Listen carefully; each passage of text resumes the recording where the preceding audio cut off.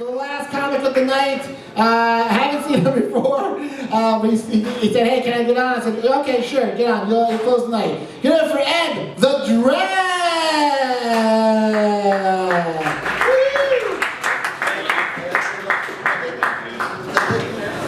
Alright, you just wish me luck. Cool.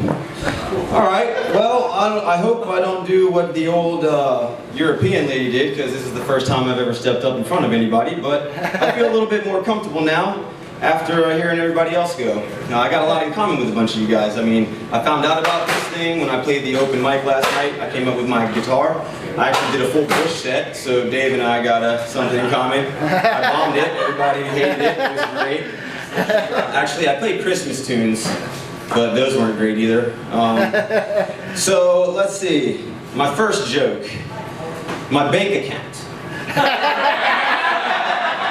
I didn't know if I'd get any laughs on that one, so I was preparing to back it up with, where's Max? Because my bank account's 0 and his conglomerate of Jewish friends is probably topping me a lot, very hot.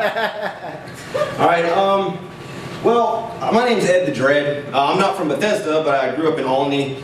I'm 33. I'm a professional skimboarder. I work part-time at an organic grocery store, and I live in my parents' basement. Thank you. I was hoping to get some laughs on that one. That was my next punchline. That was a good one, right? Hell yeah, dude! Woo! So yeah, I'm a skimboarder. It's tough to do in the winter, so I'm not doing it right now, but I'm trying to skate, but that's also tough when it's freezing and snowing, so I'm not really doing much but hanging out in the basement. Now I'm making jokes, so this is pretty cool. Let's see. Yeah, I also wanted to do this without a piece of paper. I just wanted to test myself, so here I am. I'm going for it, y'all. It's like baptism by fire, as they say. So yeah, I was talking about my bank account, but I actually hate banks. I consider myself like a fair weather banker. If the waves are up somewhere and the weather's fair, I'll put some money in my one bank account and buy a ticket and get the hell out of here. Come back whenever the hell I feel like it. But I can't stand banks. You know, they're like the bane of existence. They steal your money, use it to do stuff like fracking and cutting tops off mountains. And like I didn't know what to expect with that one. That's good. I'm glad you laughed, but it sucks actually for the environment. We're like on the endangered species list now. Thank you, bankers in suits. We're right around you guys here in Bethesda. There are some suits in Balmer too, so I've seen them up there. I was going to tell a joke about Donald Trump in the wall, but that dude already did it, so... What I will say is I agree with him on the point, well, he's not even here, so fuck it. Alright, so hypothetical Asian dude that was here before, I agree with you, sir. A wall will not deter anything. I live with my dad, and he has bird feeders in the backyard. He loves these birds, man, and it's his environment, so like I'm not going to hate on him. He owns the backyard. He pays the rent, he does all the stuff, and he puts up all sorts of stuff to deter squirrels from eating his birdseed, but I tell you, it doesn't work. He's put up like metal, he's got a pole now, he has a rake leaned up against the side, and these things just jump from the fence, do whatever it takes. So if a squirrel can do it, humans are definitely going to make it. Now, I said I'm a skimboarder. I don't know if you guys know what that is. It's kind of like surfing, but you start from the beach, you like run, drop, slide the board out. I'm biracial as well. My dad's white, so I was able to learn all this stuff when he took me to the beach. Yeah. So I was also able, I played soccer professionally, and I was able to travel quite a bit. So I've been to like a lot of different places. I've been to Italy, Germany.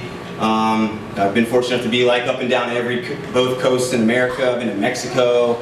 I've been to exotic places, Southeast. That place is pretty.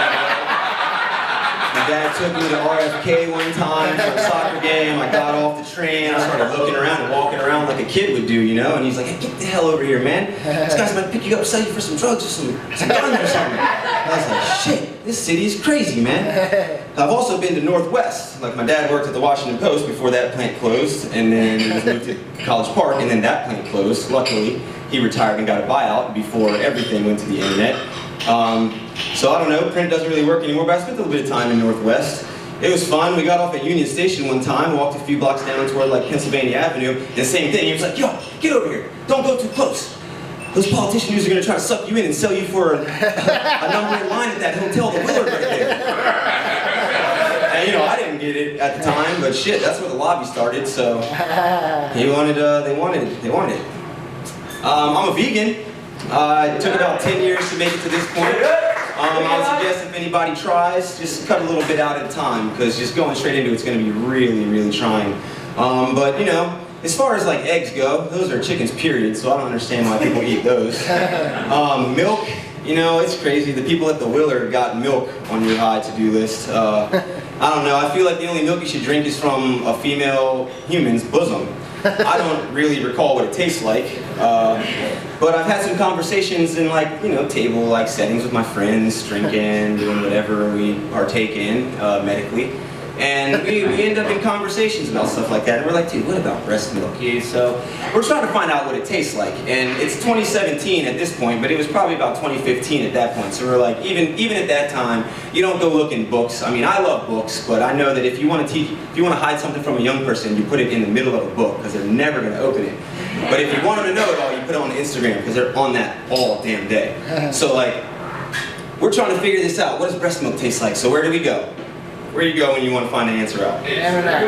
Google, right? So we Google that, we pull it out, hit the Safari up, put in like, what does breast milk taste like? And it's like, I don't remember specifically, but it was something like Frosted Flakes, put